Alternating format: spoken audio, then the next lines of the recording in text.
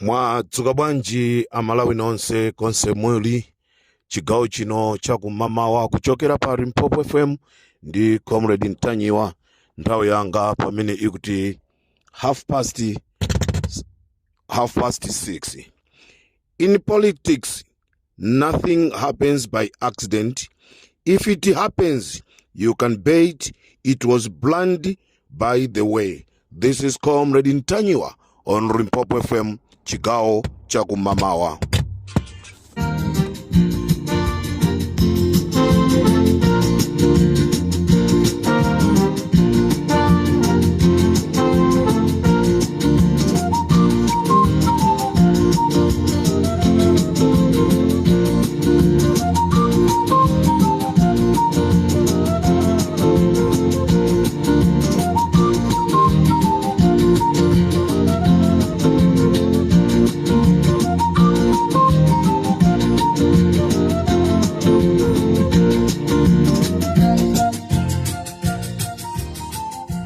Mwadzuka bwanji amalawi konse kumene muli chigawo chino chakumamawa. Tikudziwa malawi ambiri tayembekezera ndi kudikirira, koma mutu wa nkhani sukubwera. Aboma akulephera kuuza mtundu wa Malawi zona zenizeni.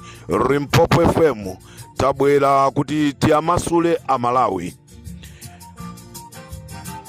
Chigawo chakumamawa ndizomvetsa chisoni kunena kuti ndege imene anakwera vice president wa dziko la Malawi, imene yalengezedwa ndi ma radio station osiyanasiyana, ma newspaper osiyanasiyana, kuphatikizapo Limpopo FM, kunena kuti ndege ija yasowa.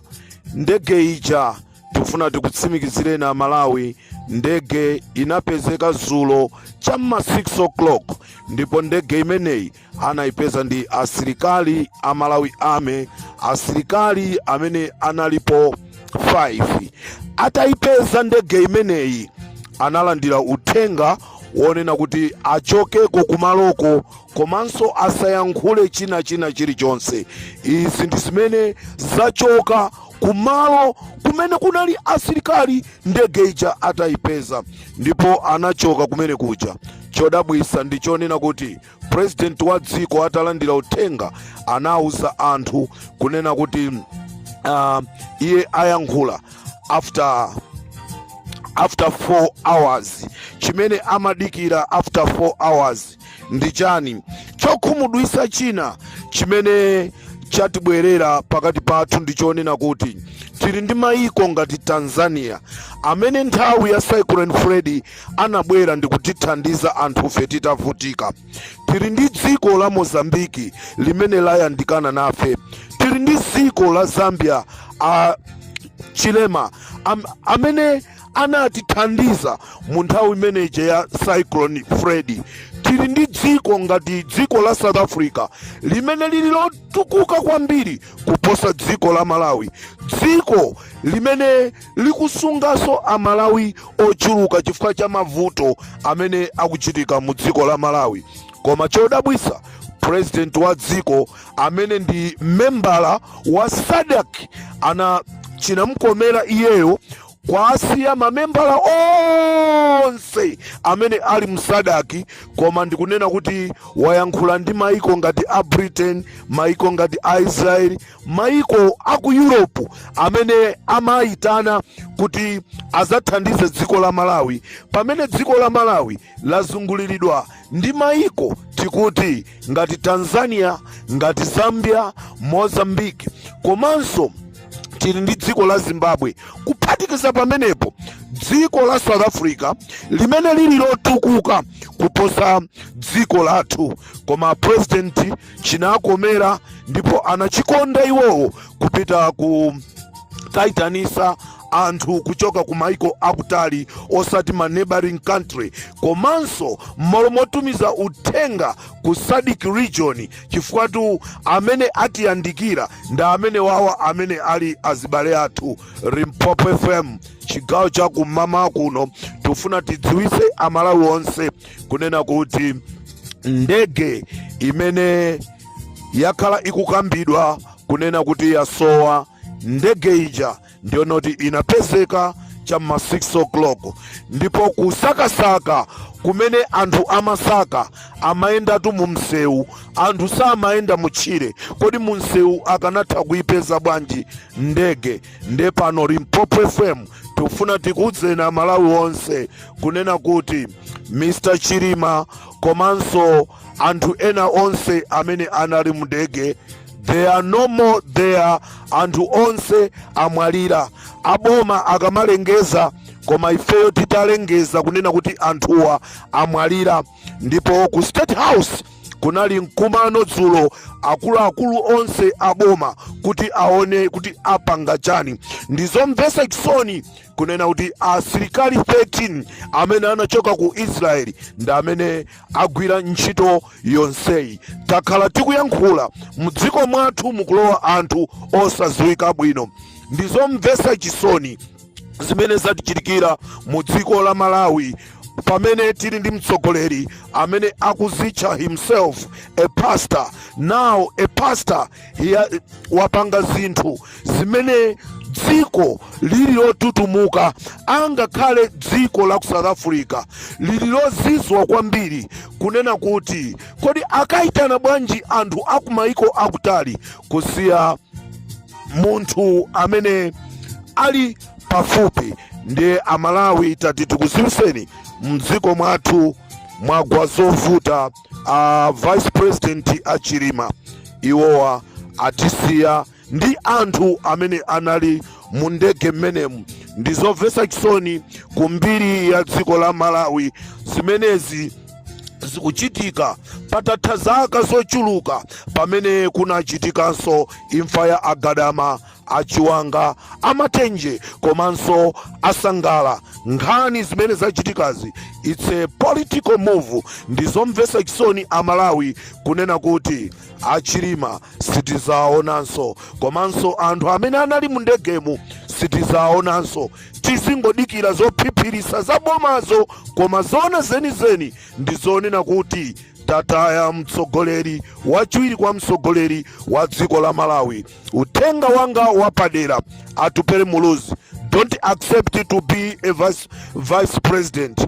Wina aliyense wa ku DPP asalolele kulandira utsogoleri umene Lazarus Chakwera angasankhe kunena kuti nda amene abakhala vice president kufikira tikafike kuzisankho. Asiyeni MCP asankhane okhaokha, ngati kuli kuthana athane okhaokha. Ndikuti takhala tikuyankhula. I wish ine ndikanakhala wakubanja sindikanalola kunena kuti president akapezeke kumaliro amenewa. I wish ndikanakhala kuti ine ndikuchoka kuntcheu ngati mmodzi wa anthu akuntcheu sindikanalola cabinet minister ya MCP ikapezeke kumaliro kumeneku. Chifukwa chimene apangachi ndi chipongwe. Anadziwa it was a planned mission kuti zinthu zizichitike. Chifukwa chonna kuti Amalemu Klaus Chilima kubwera kwawo kumene amabwera kuchoka ku South Korea kunali zonena kuti akuzathesa mgwirizano umene unalipo pakati pa iwo ndi Lazarus Chakwera. Ndizomvetsa chisoni munthu amene amafuna kuzathesa mgwirizano kumapeto kwake, mgwirizano uja usanafike kumapeto authesa ndaini yake MCP kupyolera kuimfa yowawa kwambiri. Amalawi sitizayiwala imfa ya Klaus Chilima. Ndipo ndizomvetsa chisoni kunena kuti Klaus Chilima wapita mwa mtundu umenewu. Inde sitingathe kukumbusa zonse zimene zakhala zikukambidwa mbuyo kwauza a Klaus Chilima kunena kuti ngati ndikotheka chokani mu mgwirizano umenewu, chifukwa anthuwa ndi mamafia, ngakhale ananyengerera ndi ndrama zokwana 780 billion kunena kuti nkhani zimene zinali ku koti ziime. Zonse zija kunali kongodzera anthu samapuma. Amalawi ndizomvetsa chisoni chigawo chakum'mawa kuno kunena kuti Limpopo FM iziwise mtundu wonse wa Malawi konse kumene muli, kunena kuti taluza wachiwiri wa mtsogoleri wa dziko lino. Kodi ndege ikanachoka bwanji kwa America kusapulumusa anthu amene avulala mu ndege imene yachita ngozi ku Malawi kuti apite nawo ku chipatala, pamene ndege imene ikanachoka ku Tanzania, ndege imene ikanachoka ku Zambia ndi imene tu ikanapulumusa miyoyo ya anthu amenewa. Ndikuti ndizomvetsa chisoni zambiri tu tikupasirani m'maprogramu athu ankhanga zaona.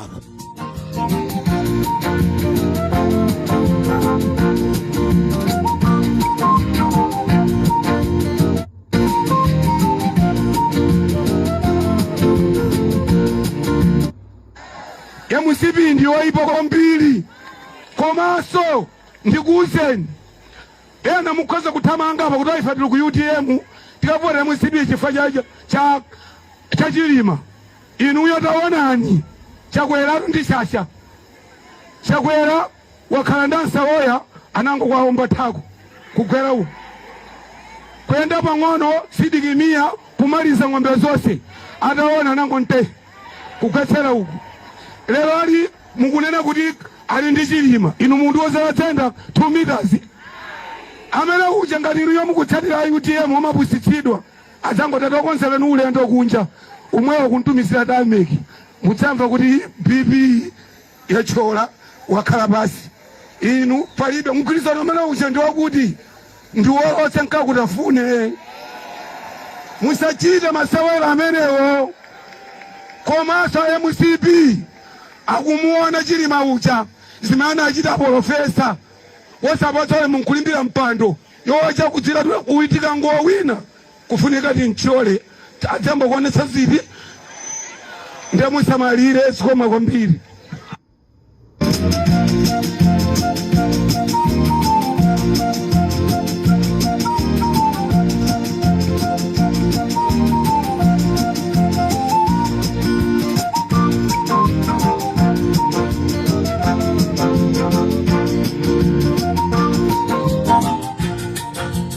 Chigawo chakum'mawa Limpopo FM ndi Comrade Ntanyiwa ndikaterenso Amalawi tisiyane pomwepa mdziko mwathu zinthu sizili bwino.